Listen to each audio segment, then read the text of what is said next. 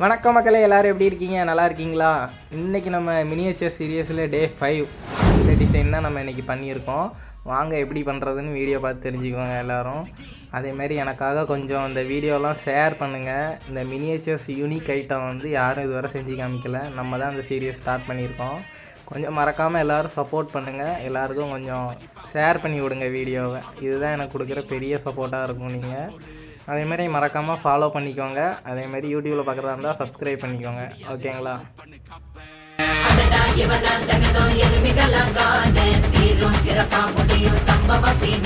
நீ தகராறு கொடுத்தா பிள்ளைங்க அட்டாக் மோடு ஆனு எவனும் மறைக்க முடியாது.